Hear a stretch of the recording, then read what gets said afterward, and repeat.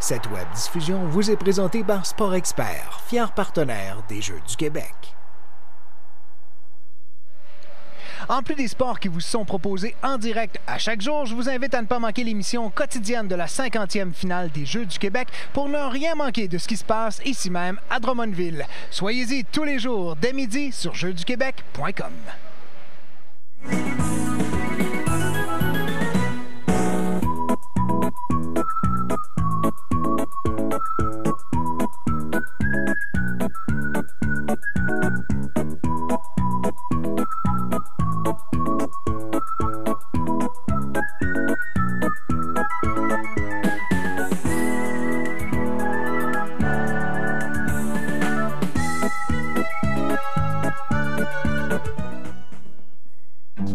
Sa soumission auto, on était là pour David, avec des prix compétitifs. On était là rapidement, même quand son auto n'était plus là. On était là avec la réclamation en ligne quand il a eu son accrochage. Mais quand David a eu la drôle d'idée d'utiliser sa voiture comme cabine d'essayage, on n'était pas là. Pour l'assurance, Desjardins est là quand ça compte. Demandez une soumission. Bon début de journée, mesdames, messieurs, en direct du Collège Saint-Bernard de Drummondville. Vous écoutez la compétition de badminton de la 55e finale des Jeux du Québec, Drummondville hiver 2015.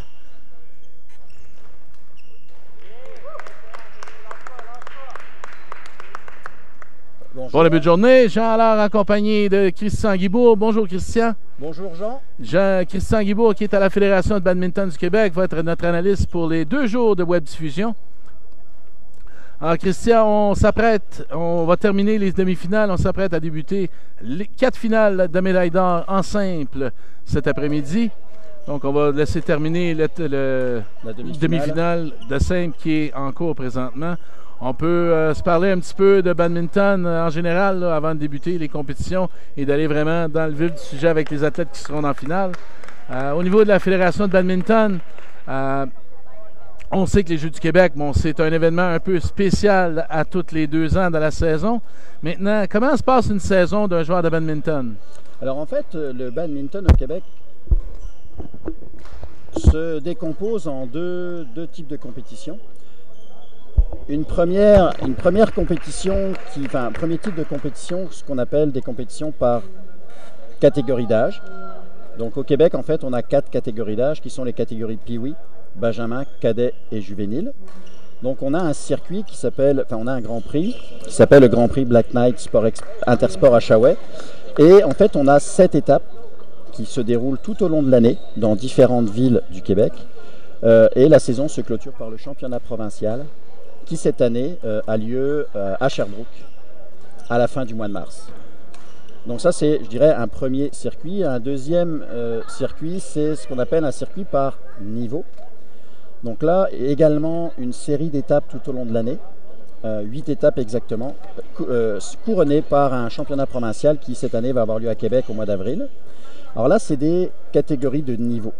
On a 3 catégories qui sont C pour la catégorie débutante, B, on va dire, pour les joueurs qui commencent déjà un petit peu un petit peu plus compétitif, et puis A, donc qui est la catégorie parmi laquelle on va retrouver nos meilleurs joueurs au Québec.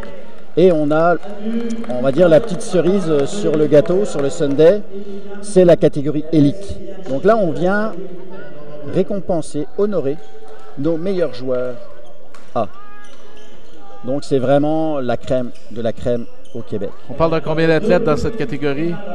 Environ une trentaine de joueurs. Un top 32? C'est ça, c'est des joueurs qui, dans les compétitions de classe A, dominent.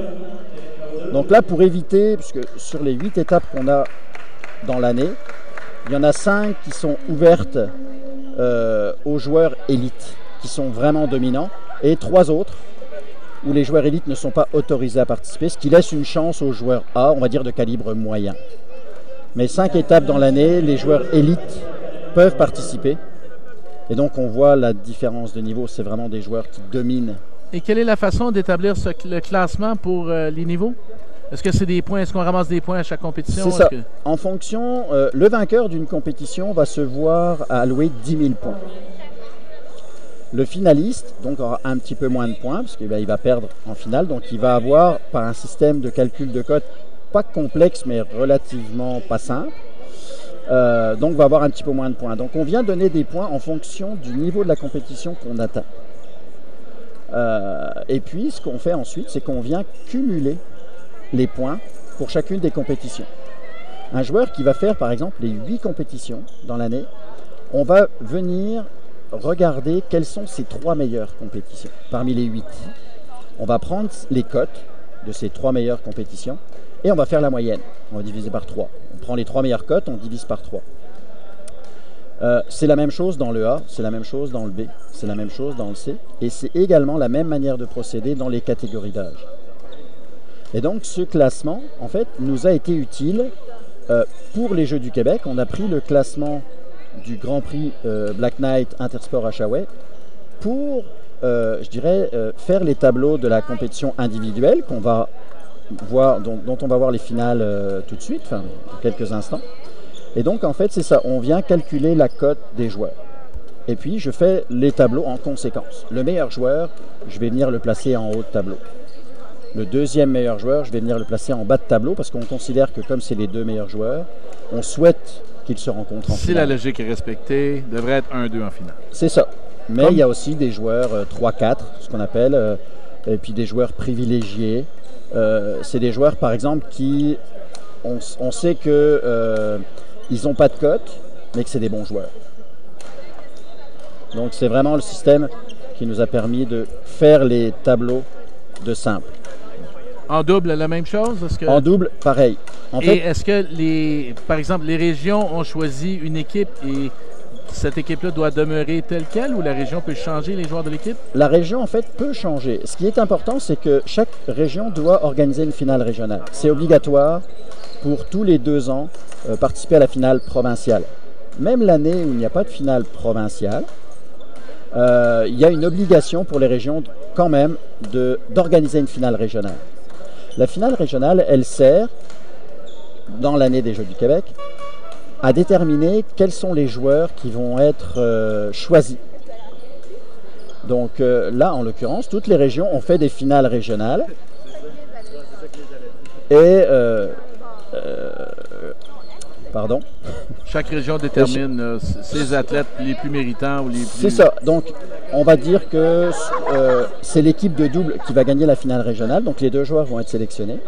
Et puis, le vainqueur, le joueur qui va gagner le simple. Donc, chaque région va avoir 3 garçons, 3 filles. Mais c'est pas parce qu'une région... c'est pas les 2 joueurs d'une même région qui a gagné le double qui systématiquement va jouer le double à la finale provinciale. C'est, je dirais, c'est le travail de l'entraîneur qui va peut-être, lui, préférer faire jouer 2 joueurs différents, qui sont peut-être meilleurs, ou il y a une stratégie aussi. Il se peut que dans l'équipe qui a gagné le double, il y ait le meilleur joueur en simple. Donc, il y a beaucoup de stratégies pour choisir. Mais on va dire qu'en grande majorité, les régions vont choisir très simplement, les vainqueurs en double vont jouer le double à la finale provinciale et le vainqueur en simple va jouer le simple à la finale provinciale. Mais c'est pas une règle, écrite qu'ils sont obligés de le faire. Beaucoup le font parce que bon, le joueur qui a gagné en simple, il s'attend à jouer en simple. C'est ça. Pour la compétition individuelle, parce qu'une fois que la compétition individuelle est terminée, là on va passer à la compétition par équipe. Et là, n'importe quel joueur... Tout peut se produire. là, on doit changer, parce qu'un joueur qui joue tout le temps en simple, à un moment donné, il va peut-être préférer peut-être une fois jouer en mixte. Puis ça va dépendre aussi de l'équipe qu'on a en face de soi. Chaque équipe connaît la composition, enfin chaque région connaît la composition des régions adverses. Donc, beaucoup de joueurs jouent sur le réseau Badminton Québec ou même dans le collégial, ce qui fait que les joueurs se connaissent. Les entraîneurs connaissent les joueurs adverses. Donc, ils peuvent très bien dire, oh, attention, on va jouer contre telle région, je connais les joueurs, eux, ils sont forts en double, je pense qu'ils vont les mettre en double homme 1 et ils vont peut-être adopter une stratégie qui va être différente en fonction de l'équipe qu'ils vont rencontrer. Donc, en ce sens, il n'y a rien de gravé dans le marbre, ça peut changer d'une rencontre à l'autre, ça peut être différent. Si on parle des Jeux du Québec ici, est-ce qu'on a des régions plus importantes ou plus, comment on peut, au niveau de classement des régions, tu nous développes un petit peu là-dessus? Oui, ben en fait, on a des régions qui, par leur bassin, sont des régions qui sont fortes. Je vais prendre Montréal, a toujours une équipe forte, il faut toujours se méfier de Montréal. Laval, l'Outaouais, aussi, c'est une région qui a longtemps développé de bons jeunes joueurs, et encore maintenant. Mais on a des montées, c'est ça, Montréal, Laval, le lac Saint-Louis. Je vais en oublier, hein, je m'excuse par avance. Mais l'avantage, c'est vraiment de pouvoir rencontrer des joueurs qu'on ne connaît pas. Et ça, c'est ce que tous les joueurs de toutes les régions apprécient aux Jeux du Québec. C'est qu'ils vont jouer contre des joueurs de l'Abitibi-Témiscamingue. Et j'ai énormément d'amis en Abitibi, mais on ne les voit pas beaucoup, que ce soit au régional ou sur nos étapes Badminton Québec. Il y a très peu de joueurs de l'Abitibi. Seuls les meilleurs participent. Donc voilà, du coup, ça permet de voir ces joueurs qui sont loin. La Côte-Nord, l'Est du Québec. De les réunir au moins pour une compétition. C'est ça, c'est je dirais qu'on voit des têtes qu'on n'a jamais vues et on se rend compte qu'il y a énormément de bons joueurs dans toutes ces régions-là. Mais ils n'ont pas l'opportunité de jouer contre des meilleurs joueurs. Ils jouent un petit peu en interne parce qu'ils ne peuvent pas faire 10 heures de route pour faire une compétition. C'est pas toujours évident. Donc là, ça leur permet de voir c'est quoi le niveau du badminton au Québec. Et en ce sens, les jeunes adorent ça. Et est-ce que ça vous permet également de faire un petit peu de détection de talent ici au Jeux du Québec? Est-ce que c'est un des objectifs? Non. En fait, les Jeux du Québec font partie du développement de l'athlète. C'est évident que pour nos meilleurs joueurs cadets, parce que c'est donc aux Jeux du Québec, c'est les joueurs de catégorie cadet 15-16 ans. C'est la catégorie qu'on estime être la plus prometteuse. En fait, les meilleurs joueurs cadets vont pouvoir progresser. Les meilleurs joueurs Pee-Wee, il y a encore du travail. Puis les meilleurs joueurs juvéniles, quelque part, il est peut-être même déjà un petit peu trop tard. Donc là, dans la finale du double homme qui nous intéresse, donc on peut voir à gauche, donc c'est les joueurs Olivier Poisson et Samuel Labelle, en fait, de la région sud-ouest. Donc Olivier a le chandail rose, Samuel a le chandail jaune. Son nom d'ailleurs est inscrit dans son dos.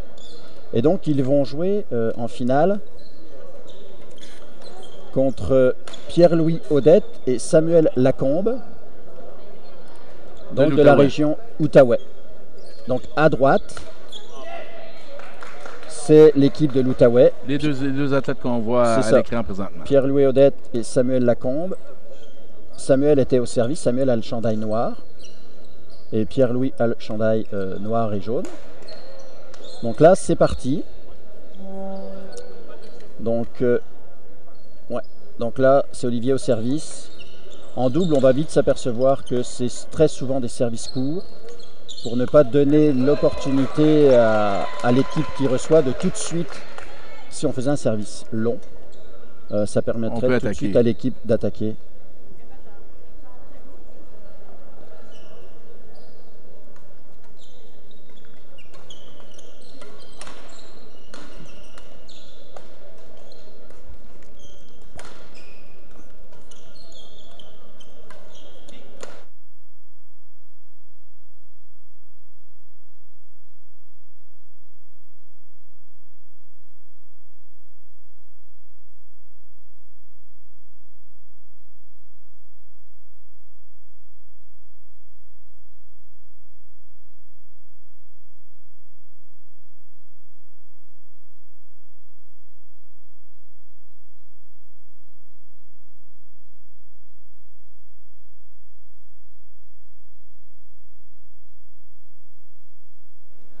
Alors, Christian, on peut voir sur les côtés du terrain, bon, par rapport à d'autres sports, quoi, il n'y a pas d'officiel même pour ce match de finale. Peux-tu nous expliquer la particularité? En fait, la particularité du badminton, c'est un sport à la base anglo-saxon et en fait, c'est un sport de gentleman. Sur l'honneur. Sur l'honneur. C'est-à-dire que les équipes, c'est elles qui vont juger les lignes qui sont chacune de leur côté.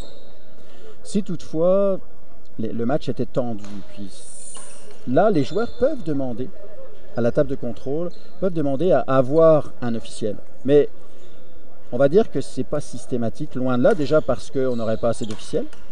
Je veux dire, ce matin, il y avait 8 parties qui se jouaient en même temps. On n'a pas les moyens d'avoir 8 officiels à temps plein. Pour toute la journée. Toute la journée. Donc et dans toutes les compétitions gérées par le réseau de Badminton Québec, il n'y a que les finales qu'on arbitre. Tous les autres matchs sont de l'auto-arbitrage. Et dans 99% du temps, ça se passe sans aucun problème. Maintenant, quand il y a des problèmes, il y a des joueurs qui vont peut-être l'envie de gagner, puis qui vont peut-être tricher.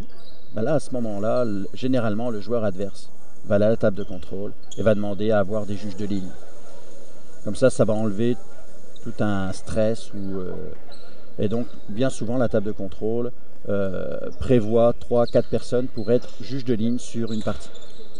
Ça permet de dissiper des doutes, effectivement.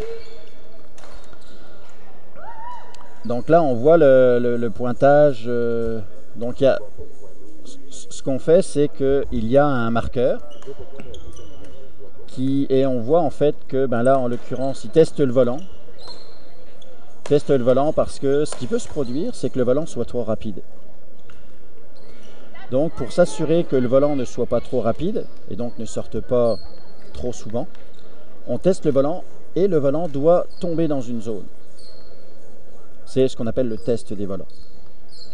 Si le volant tombe dans cette zone, c'est qu'il est bon. S'il tombe après cette zone, on va dire que la zone, c'est une zone à cheval sur la ligne de fond, de double. Donc ça va permettre de s'assurer si le volant est correct ou pas. Parce que s'il est trop rapide, n'importe quel coup ils vont jouer, le volant va sortir. Donc c'est pas le but du jeu. Autant d'un côté comme de l'autre. Autant d'un côté que de l'autre. C'est pour ça que l'intérêt pour les deux équipes, c'est d'avoir un volant correct. Donc là, on voit que l'équipe du Sud-Ouest, c'est pas. Donc là, il refait son lacet parce que c'est vrai qu'au badminton, si on tombe, on peut se faire mal. Ouais. Donc si un lacet est défait ou si on n'est pas à l'aise avec ça. Alors quand il y a un officiel, le joueur est obligé de demander à l'officiel pour refaire son lacet. Mais là, bon, pas d'officiel. Parce que le but premier du badminton, c'est que le jeu soit continu. Donc là, du coup, tout le monde refait ses lacets. Donc là, 8-9. C'est le Sud-Ouest qui était au service. Donc là, le volant est faute. Il tombe à l'extérieur du couloir de double. Les gens qui peuvent voir les lignes, il faut rappeler en double qu'on joue court et large. Ouais. En fait, le double, c'est les lignes extérieures. Donc long et large. Long et large. Long et large. Le simple, en fait, c'est long et court. C'est-à-dire, le simple, en fait, on vient retirer les deux couloirs qui sont sur les côtés.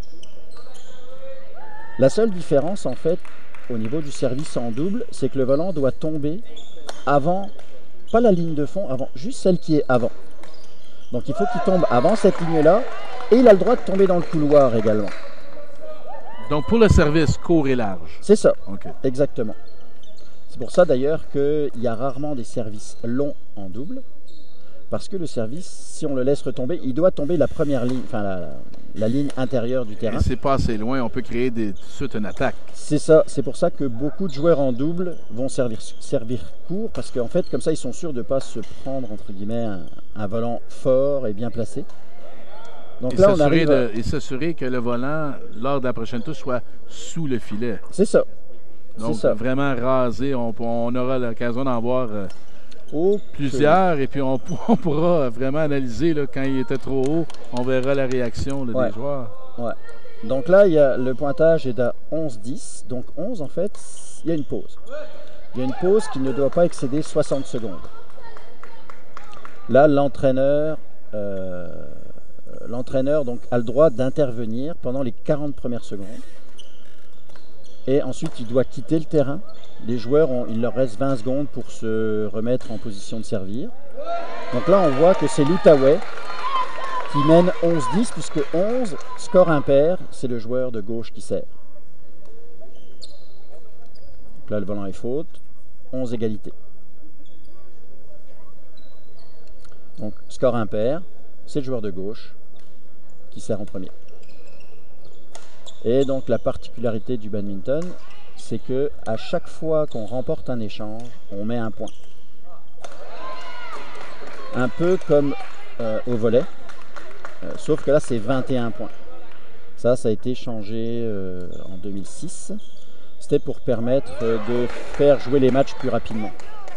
Parce qu'un match de badminton, ça peut durer un quart d'heure. S'il y a vraiment une différence de niveau importante entre deux joueurs ou deux équipes, mais ça peut durer 1 heure également. Le fait qu'il fallait avoir le service pour faire un point avant 2006. C'est ça. C'était des manches en 15 points. C'est ce qui tirait le temps des matchs. C'est ça. Et en fait, c'est pas du tout le même style de jeu parce qu'avant, quand il fallait le service pour mettre un point, ça voulait dire que j'ai le service, je vais tenter des choses. Parce que l'équipe adverse ne mettra pas de points. Donc je peux tenter des coups, je peux tenter des choses. Alors que maintenant, si je tente et que ça rate, je perds le point. La conséquence, si on essayait, c'était seulement de perdre le service. Oui. Alors que maintenant, on donne un point là-dedans. C'est ça. Ça va beaucoup plus vite. Donc ça a changé les stratégies du badminton. Et là, en fait, donc c'est le premier joueur ou la première équipe qui va atteindre 21 points avec une différence de 2 points. C'est-à-dire que une équipe peut gagner 21-19, mais si il y a 20 égalités, là, à ce moment-là, c'est l'équipe qui, la première, aura 2 points d'écart sur ses adversaires qui remportera la manche. Ça signifie que un match peut être gagné au maximum 30 à 29. On n'ira jamais au-delà de 30. Si les deux équipes sont à égalité 29 partout, c'est l'équipe qui marque le 30e point. Okay. Parce que sinon, ça pourrait durer... Pour accélérer le rythme des compétitions. C'est ça. Parce qu'en fait, on s'est rendu compte qu'entre l'ancien système et le nouveau, les matchs se jouent plus rapidement. Et au niveau international, c'est intéressant parce que quand vous débutez une partie, vous pensez que ça va durer 1 heure, puis que ça dure 1 heure et demie.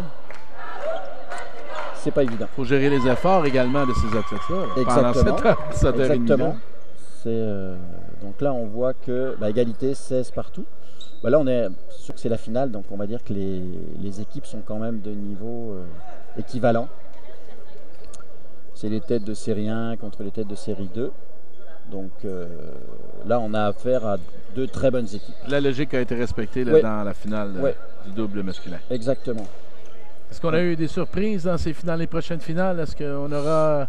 Où la logique a été respectée là? Dans la plupart des tableaux, la logique a été respectée.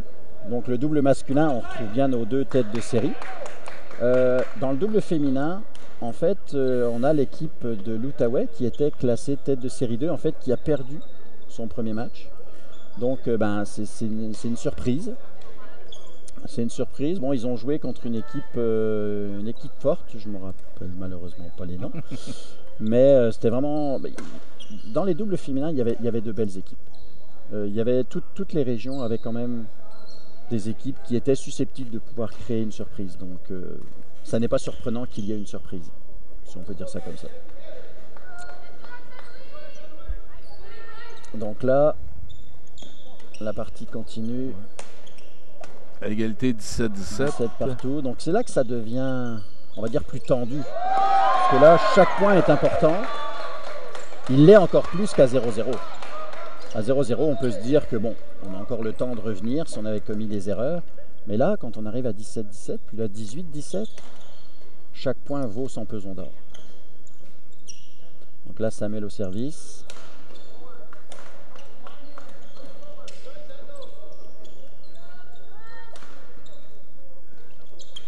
Oh, 18 égalité. Non, c'est vraiment serré.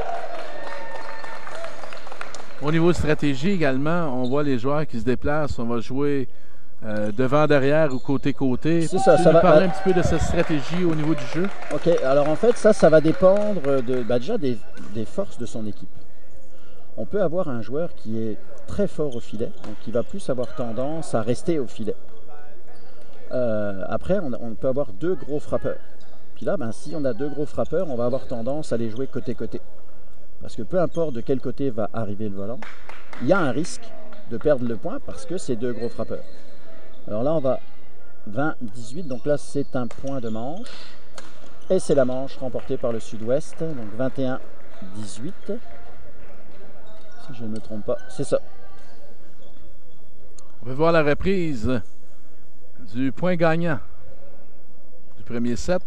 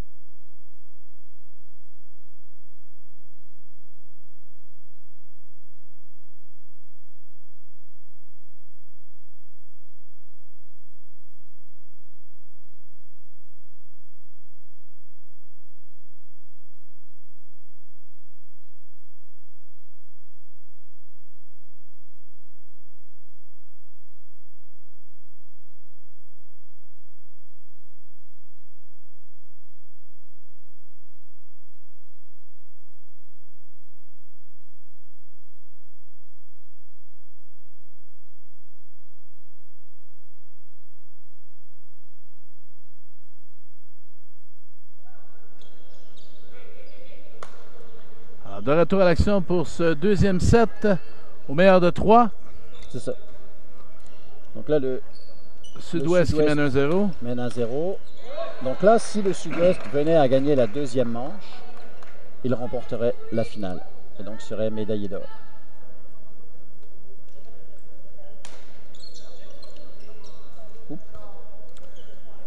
Et on doit mentionner qu'il y a eu un changement de côté après le premier set. À la fin. Donc, l'Outaouais est maintenant à votre gauche sur l'écran et le Sud-Ouest qui mène 1-0 est à la droite. C'est ça. À la fin de la première manche, en fait, par souci d'équité, les joueurs changent de demi-terrain. Si c'est ça pour les couleurs dans le gymnase ou pour ne pas désavantager ou avantager l'équipe. C'est ça, un côté plus lumineux que l'autre. C'est vraiment par souci d'équité uniquement. Est-ce qu'au troisième set, on va changer au milieu du set? Oui. Également, bon. Oui, à 11 points, on a une équité. C'est ça. C'est pour ça qu'en fait, quand il y a un officiel, parce que là, en fait, ils vont faire le tirage au sort au début de la rencontre, ils vont faire le tirage au sort pour savoir qui sert. Quand il y a un officiel, en fait, c'est un petit peu plus complexe. Dans le sens, l'officiel va demander à l'équipe qui remporte le tirage au sort, choisissez-vous de servir, de recevoir ou le demi-terrain. Donc après, peu importe le choix que va faire l'équipe qui a remporté le tirage au sort, l'officiel donc va proposer le choix restant à l'autre équipe. Si l'équipe qui a remporté le tirage au sort choisit le service, parfait, c'est l'équipe donc qui a perdu le tirage au sort qui va à son tour choisir le demi-terrain. Là encore, par souci d'équité, pour pas que ce soit ceux qui remportent le tirage au sort qui aient tous les avantages. Et ensuite, une fois que la première manche est jouée, après, les joueurs vont alterner gauche-droite. Une fois, on va peut-être aimer mieux avoir le mur que le restant du gymnase là, comme vision au niveau de comment voir le certains volant. Vont être plus à l'aise en jouant face à un mur, d'autres vont être plus à l'aise en jouant face à une aire ouverte. Plus grand. Ouais. C'est très personnel comme choix. Ça dépend quelles sont les circonstances d'entraînement dans son propre club. Il y a plein de choses qui rentrent en ligne de compte.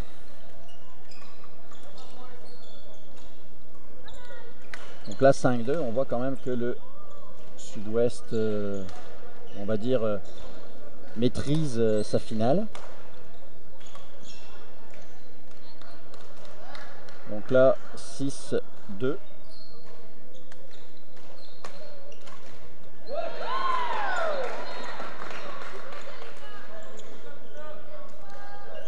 Voilà, on voit que l'équipe du Sud-Ouest a tenté le tout pour le tout. Ouais, il a plongé, mais c'était pas suffisant. Et le Sud-Ouest aligne une belle équipe. Ces deux joueurs qui sont dominants dans le Grand Prix Black Knight. On voit la jeune Labelle derrière son chandail également, il est marqué Canada. Oui.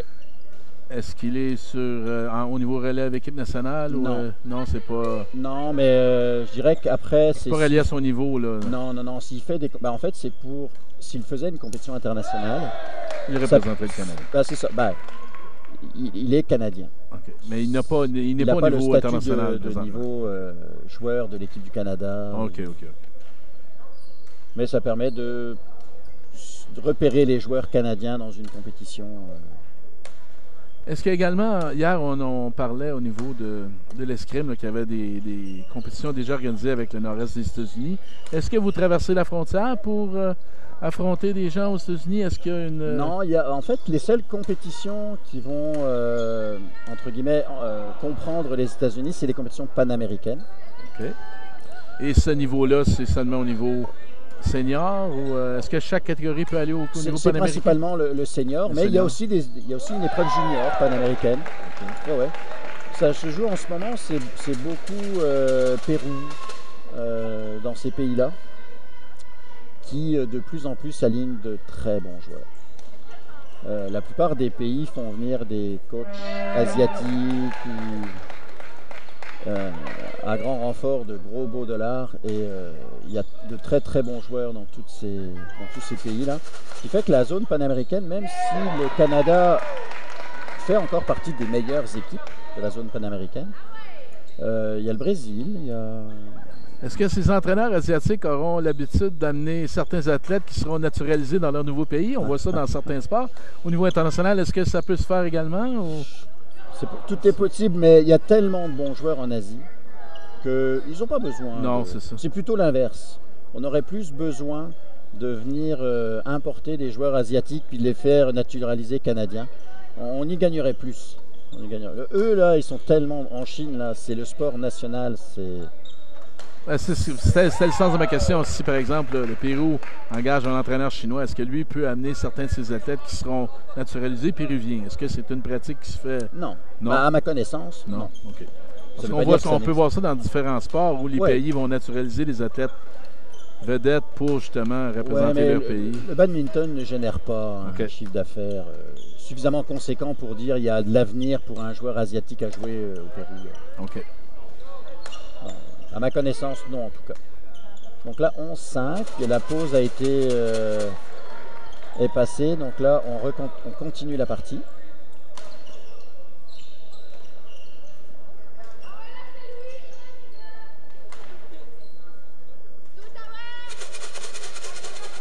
Bon, un petit sursaut, 6-11. Rien n'est fini tant que le 21e point n'est pas marqué, mais quand on commence à prendre beaucoup d'avance, ça devient difficile moralement à tenir.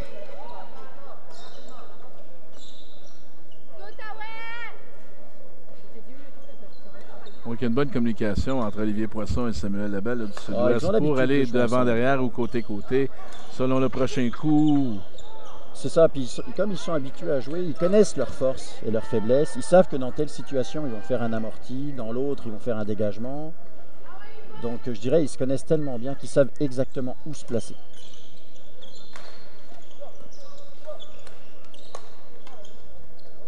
Ils ont encore tenté une belle défense au Sud-Ouest, mais... L'Outaouais, pardon. Mais le Sud-Ouest, je pense à son match bien en main. 13-7, ça va être difficile. «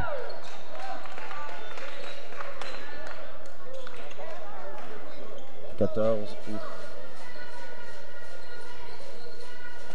Donc là, 14, le serveur est à droite.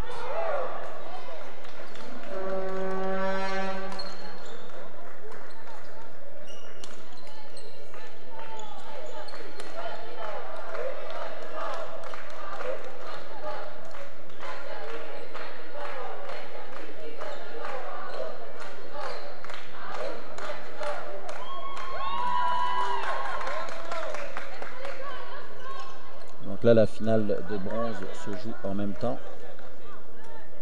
On pourra vous donner les résultats une fois le match terminé. Mhm.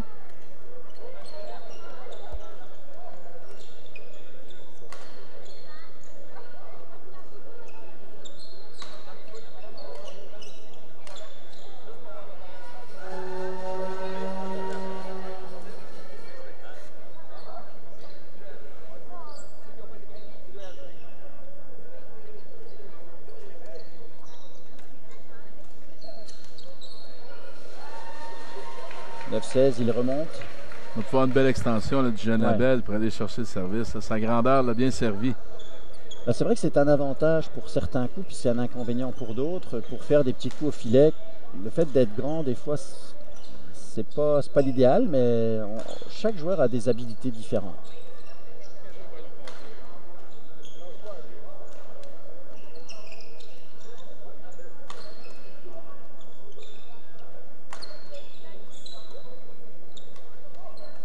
Belle défense. Ah. Ah, puis là, bon, c'est la fin de la compétition. Les joueurs ont 3-4 matchs. Là. C'est pas énorme pour eux, mais il y a un petit peu de pression. On est en finale des Jeux du Québec. C'est moins facile. C'est moins facile. On va dire moins facile qu'en entraînement. Il y a cette pression-là. Là. C'est les premiers jeux de ces athlètes. Alors... je pense que certains ont déjà fait les Jeux du Québec parce qu'en fait, comme on autorise les joueurs cadets, on autorise le surclassement. Ça veut dire que les meilleurs, si dans une région, c'est les joueurs benjamins qui dominent, donc ils vont jouer avec les joueurs cadets, puis si c'est les joueurs benjamins qui gagnent, ben c'est eux qui vont aller participer aux Jeux du Québec. On peut être surclassé. Donc, il n'est pas rare que certaines régions ont des joueurs exceptionnels, qui sont vraiment très forts, et c'est des joueurs qui peuvent participer 2 fois, voire 3. Parce qu'on a eu des régions avec d'excellents joueurs Pee-Wee qui étaient déjà grands. C'était pas des Pee-Wee comme on peut connaître. Là, c'était des joueurs Pee-Wee très grands donc, et très bons. Donc, c'est rare, mais ça peut arriver de faire 3 finales régionales. Mais 2, on va dire que c'est plus courant. 18-11 maintenant, dans le match. Ouais. Là, donc, un des joueurs demande à changer le volant. Que soit une plume est cassée, donc soit il va être trop rapide, ou alors il va mal tourner. Donc là, dans ce cas-là, on demande à changer le volant. Prendre un volant neuf.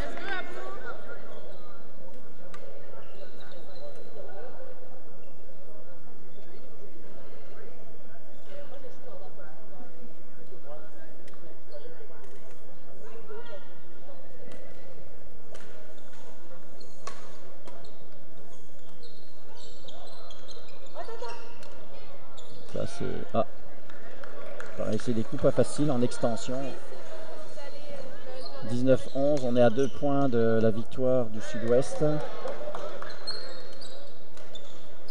Ouais, bien joué. Mais 12-19, ça va pas être facile. Ça va demander de la concentration.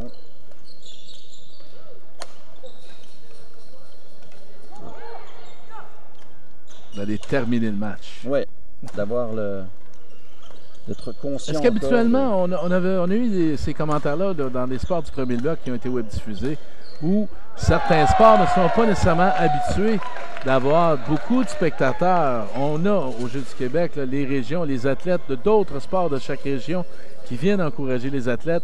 Est-ce que c'est une habitude au niveau du badminton? Est-ce que vous avez des bonnes foules? Est-ce que les gens jouent des tournois dans le calme? Est-ce qu'ils sont habitués à jouer avec un certain bruit, là, des encouragements? Et puis... C'est relativement calme. Alors là, la victoire du Sud-Ouest, 21-14, à terminé. La 2e manche.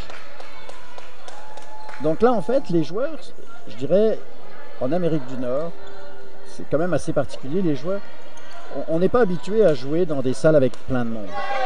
Le badminton n'a pas une renommée, comme je parlais de l'Asie, mais même en Europe. En Europe, vous allez à des compétitions, il y a un monde fou, ça crie, ça hurle, les téléphones sonnent, les gens parlent. Je dirais que c'est difficile à l'extérieur de se concentrer sur le match, mais les joueurs, eux, ils sont dans leur bulle, donc ça pose pas de problème. On va dire qu'en Amérique du Nord, le badminton est moins connu, moins joué, déjà de par les grandes distances. pour faire une compétition quand il faut prendre l'avion, puis qu'il y a 6 heures de décalage, et puis c'est pas toujours On n'amène évident. pas notre fan club. Non, non, on évite parce que ça coûte très cher. On peut aller à la reprise.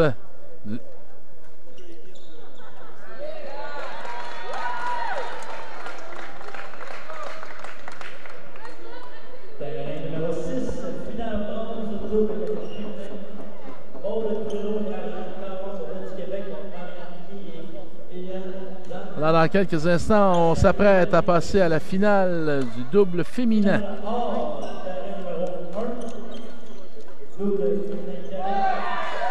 Qui opposera Montréal à la Rive-Sud.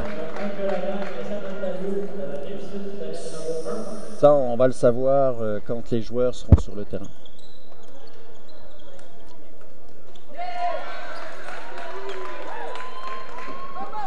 Ah, mesdames, messieurs, avant le retour à l'action, on vous revient dans quelques instants après cette pause. Vous écoutez la 50e finale des Jeux du Québec, Drummondville hiver 2015.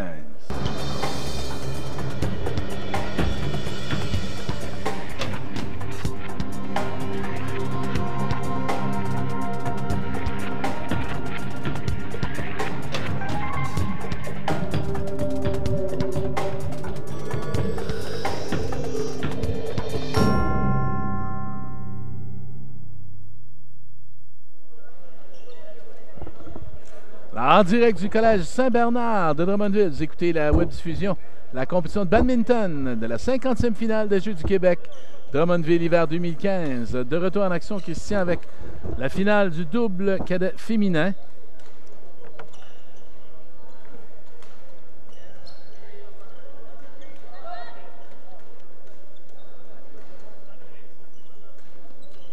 Donc, les athlètes du Lac-Saint-Louis, Marianne Ke et Eliana Zhang se retrouvent à la gauche de votre écran.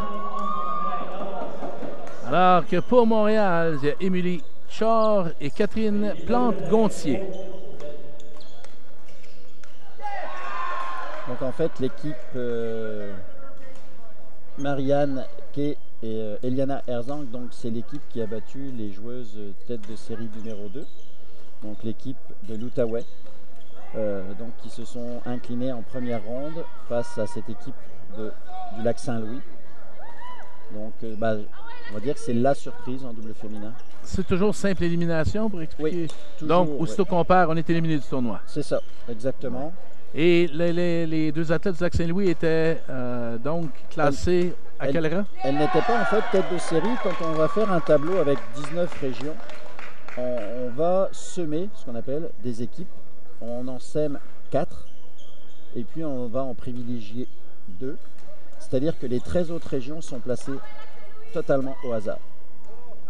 Donc l'équipe du Lac-Saint-Louis n'était pas dans les équipes favorites.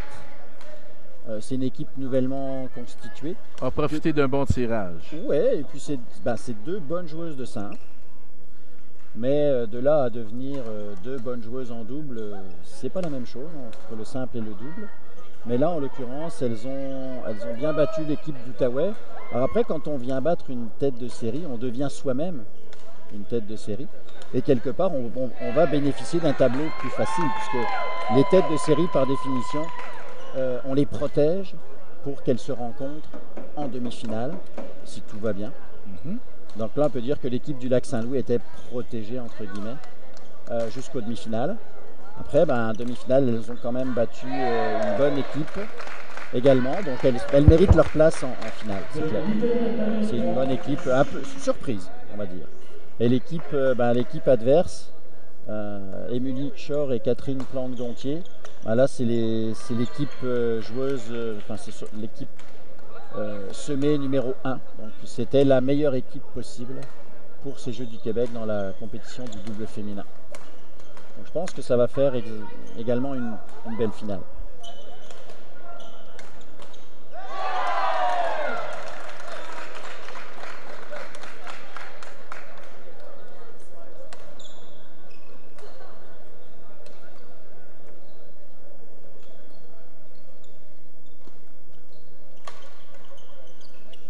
Donc là, les joueuses ont une période d'échauffement environ 3 minutes. Avant chaque rencontre, on va leur laisser un petit peu le temps de s'échauffer. de tester, de faire leur dernier réglage. Et puis ensuite, on va leur demander de débuter la partie. Donc elles vont se mettre en tenue pour jouer au badminton. Il y a des tenues officielles quand même. On ne peut pas jouer avec des chaussures de montagne. Et c'est ça.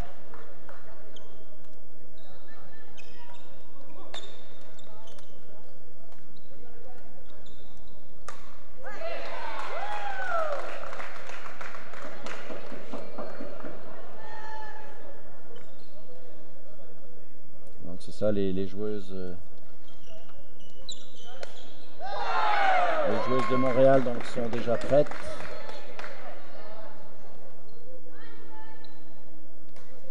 Et les joueuses du Lac-Saint-Louis se préparent. Elles observent leur homologue masculin qui se battent pour la finale médaille de bronze. En double masculin, bien sûr. Peut-être être inspiré pour le début de leur finale. Ouais, c'est... Ben, c'est ça, c'est l'esprit d'équipe des Jeux du Québec.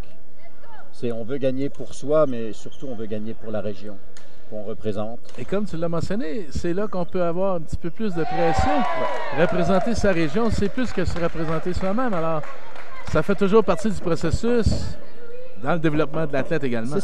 C'est ça, de faire partie de quelque chose de plus grand que soi. On peut jouer pour son club, on peut jouer pour soi-même, mais quand on joue pour sa région, pour sa province ou son pays, là la pression augmente à chaque fois. Parce que si on joue mal, ben, c'est un peu l'image du pays pour lequel on joue qui en souffre. Alors, on a tendance à vouloir bien faire, ce qui est bien, mais des fois vouloir trop bien faire, ben, on se met de la pression. C'est un juste mélange de pression, puis de technique, de physique.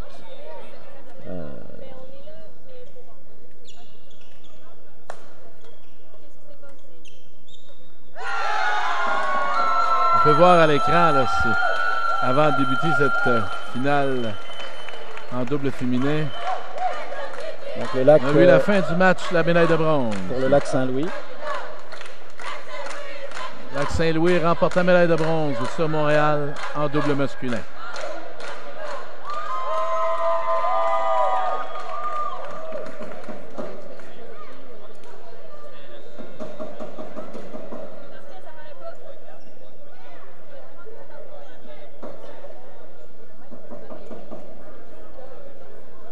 Donc là, le tirage au sort. Le volant pointe vers une des deux équipes. C'est ça. Donc là, en fait, c'est l'équipe de Montréal qui a choisi de servir. Donc on peut facilement reconnaître les joueuses de l'équipe de Montréal qui portent le même chandail.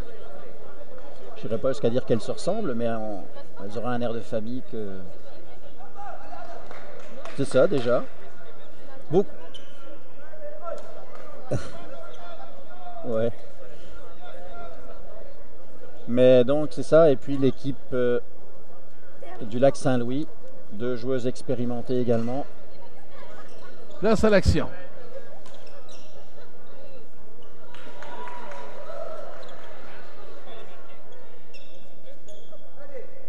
Oh, pardon, j'ai dit Lac-Saint-Louis, c'est une erreur, c'est Rive-Sud, excusez-moi. Ouais, non, c'est mon erreur, donc c'est bien l'équipe de Rive-Sud. Angela Young et Samantha Huy. Donc contre Émilie Shore et Catherine Plante-Gontier de Montréal. C'est mon erreur, je m'en excuse. Les deux belles équipes par ailleurs.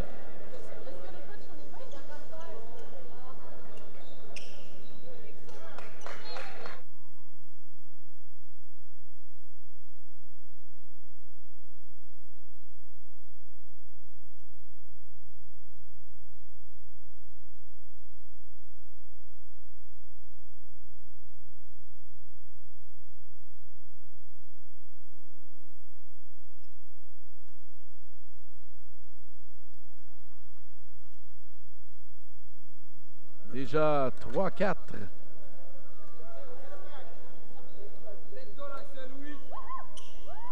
Pour le Lac-Saint-Louis 3 et Montréal 4. Rive-Sud.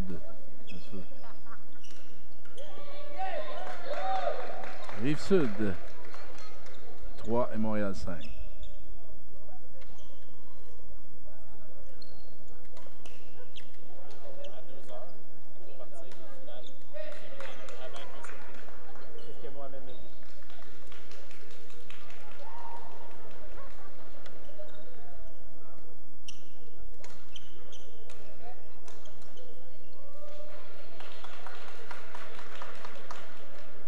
Donc 6-5.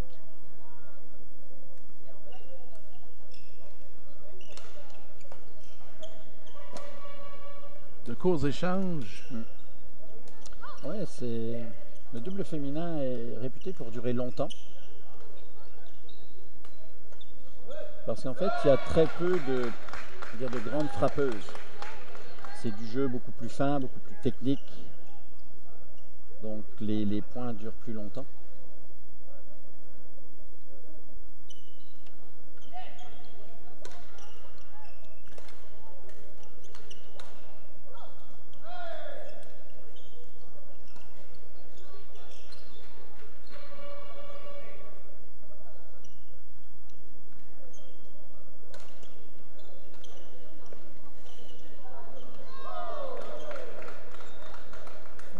Donc l'équipe de Montréal vient de perdre l'échange, 7-9.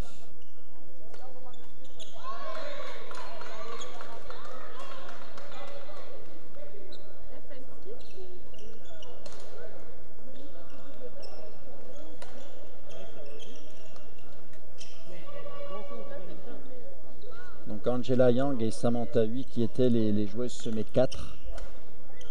Donc qui est quand même une équipe connue au Québec et donc qui performe autant dans le circuit scolaire que Badminton Québec.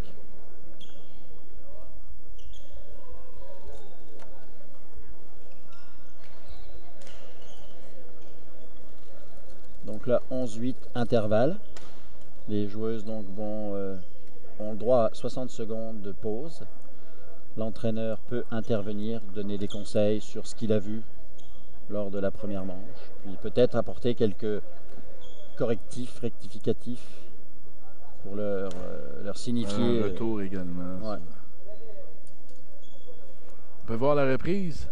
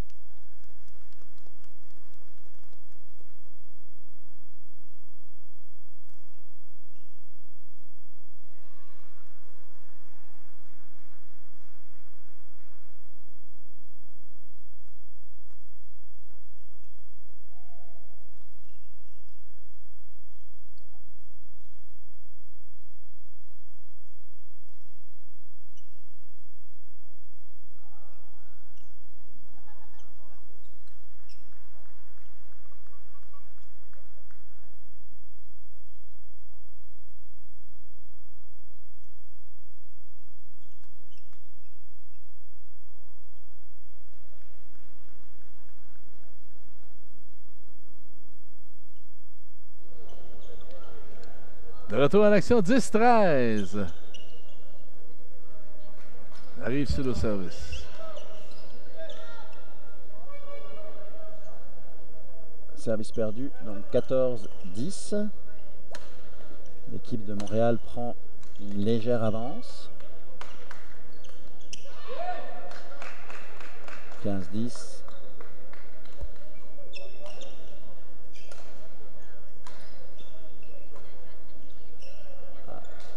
Ça a tapé la bande du filet, mais ça ne l'a pas franchi, donc ça ne compte pas.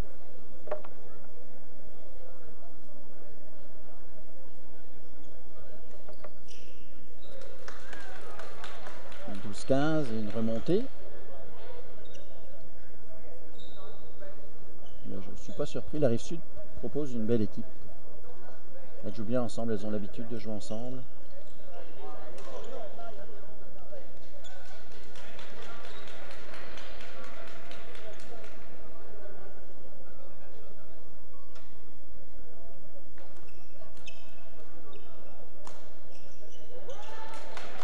« 14-15, elles n'ont pas dit leur dernier mot.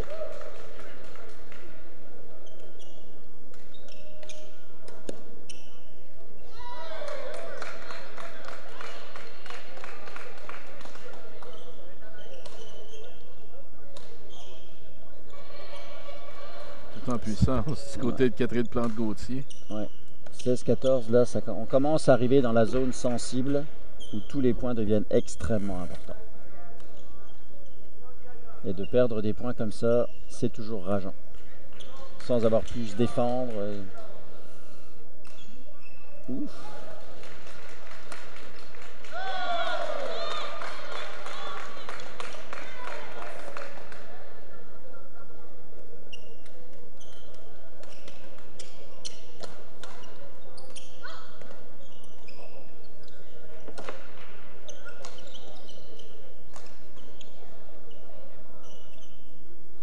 Badminton, en double, il y a ce qu'on appelle la zone de divorce.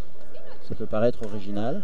En fait, c'est la zone du terrain où les deux joueuses ne vont pas savoir si c'est à elles ou à leur partenaire de récupérer le vol.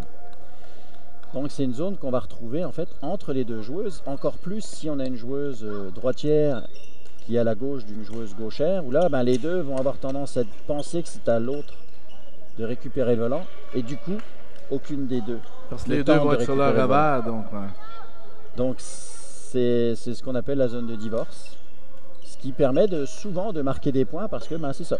Les joueuses ne savent plus c'est à toi, c'est à moi. Donc la première manche est remportée par l'équipe de Montréal.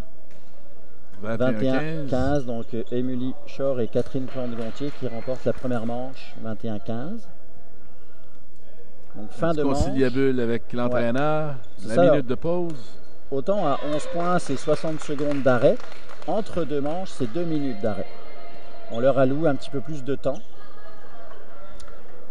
Au Québec, on autorise de pouvoir entraîner les joueuses, pour les coacher, entre les points. Ce qui leur permet, c'était interdit avant parce qu'on avait peur que ça devienne compliqué, un peu une cacophonie, et qu'on ne s'entende plus. Et en fait, on a voulu redonner de l'importance au rôle de l'entraîneur. Et ce qui permet parce que l'entraîneur était frustré quelquefois, de voir son équipe ou son joueur perdre, alors qu'il n'y aurait pas grand-chose à faire, à changer dans la technique du joueur ou dans la tactique, pour peut-être pas que son joueur gagne, mais au moins s'amuse plus et il y a une défense. Et donc l'entraîneur était souvent capable de faire une mise au point pendant le match et non pas après le match, après la après le match, de dire t'aurais dû faire ça, t'aurais dû faire ça, c'est peut-être un petit peu dommage. Donc on a autorisé depuis 2 ans maintenant le coaching entre les points, à 11 points et entre les manches. Donc d'ajuster la stratégie ou d'adapter son jeu. Ça permet d'affiner quelques petits réglages, on va dire techniques, qui peut faire toute une différence entre la victoire et la défaite. Donc, mais c'était surtout ça, c'était redonner de l'importance au rôle de l'entraîneur qui bien souvent, le joueur a gagné, vive le joueur, mais derrière c'est un entraîneur qui en passe du temps. Donc c'était important pour Badminton Québec de récompenser l'entraîneur en lui permettant d'intervenir plus judicieusement.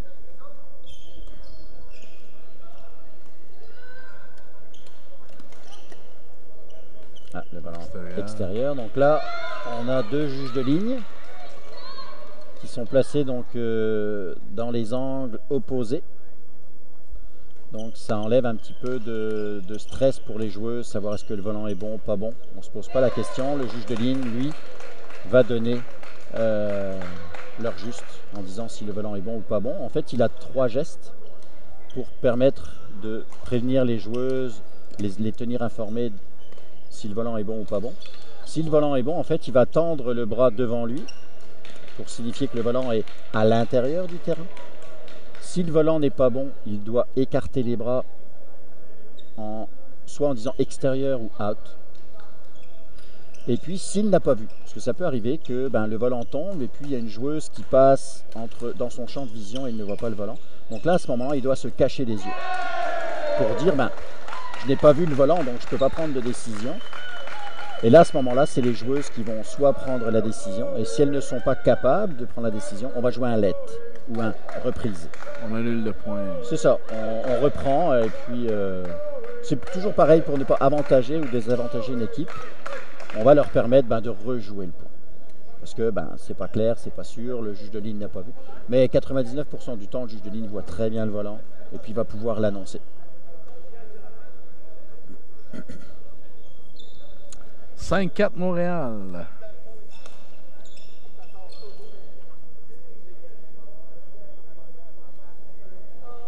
Donc, 6-4, elles ont gagné la première manche. Il n'y a pas encore de danger pour la rive sud, mais il ne faudrait pas se laisser distancer trop rapidement parce que ça pourrait devenir difficile.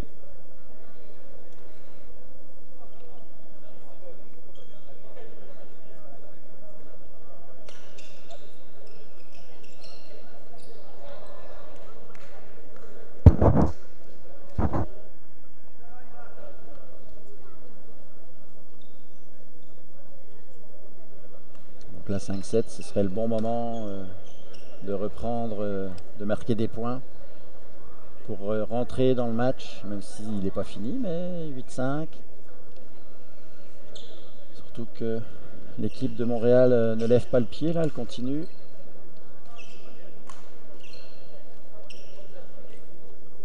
Un bel amorti.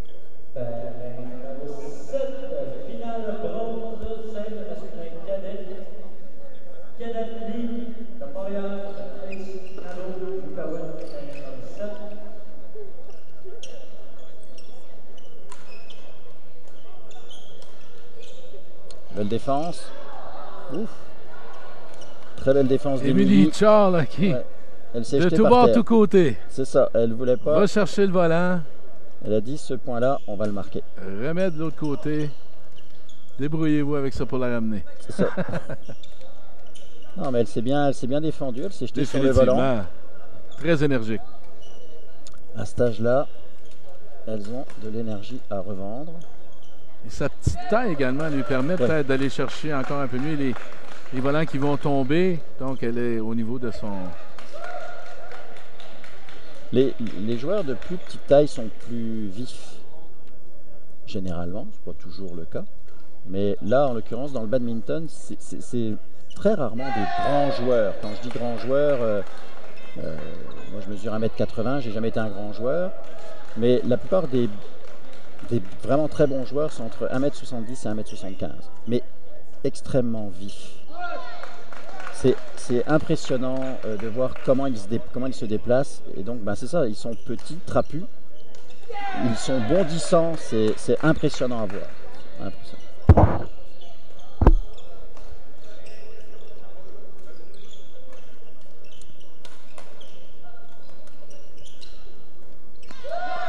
Là, belle défense. Ça joue. C'est pas fini. 8-10. Donc là, la rive sud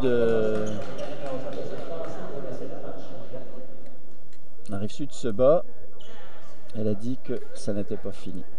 Ils sont pas prêts à indiquer.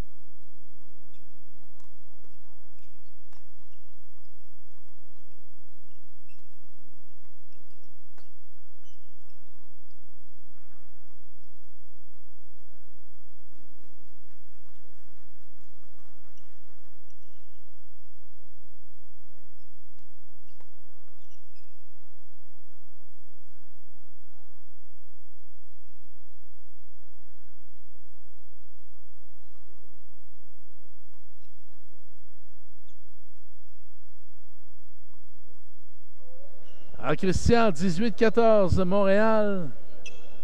On va dire qu'ils sont pas trop mal partis. Il leur reste encore 3 points à remporter pour remporter la finale. Mène déjà 1-7-0. C'est ça, c'est que là, il n'y a pas de deuxième chance là, pour l'équipe de Rive-Sud. Il faut absolument gagner cette manche-là pour prétendre jouer une 3e manche. Donc, il va falloir qu'elle se batte jusqu'au bout. Il y a 15-18, il n'y a pas de drame, mais il faut qu'elle joue bien. Et puis, c'est ça qu'il ne faut pas faire, c'est perdre des points un petit peu bêtement. Des erreurs qu'on appelle là, non forcées ou des erreurs. C'est ça, ce que 19, là c'est 2 points de la victoire. Là, le volant est bon. Donc 16-19, là il n'y aura pas 36 opportunités pour la région Rive-Sud pour recoller. Pour faire des points. Ouais. Donc c'est ça, c'est maintenant. Il faut aller au bout, 17-19.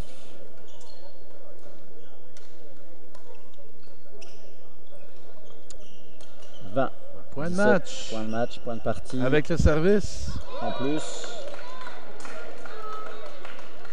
Donc là, 20-17, attention.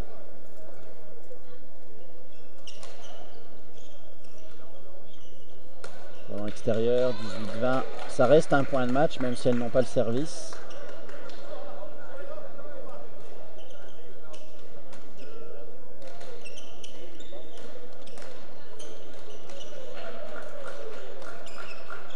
Et c'est le point. Terminé. Victoire de Montréal qui remporte la médaille d'or par équipe. 21-18.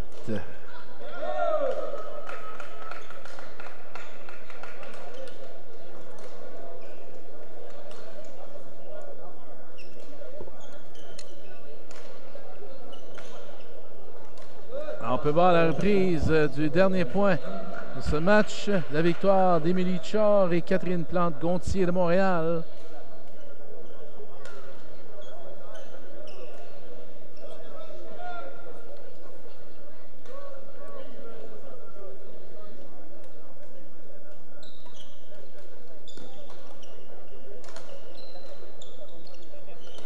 Alors, dans quelques instants, nous allons aller à la finale du simple masculin. D'ici là, vous avez écouté la finale du double féminin de la compétition de badminton des Jeux du Québec. Drummondville hiver 2015. On va revenir dans quelques instants de retour à l'action. Jean Allard en compagnie de Christian Guibourg. Merci, mesdames, messieurs.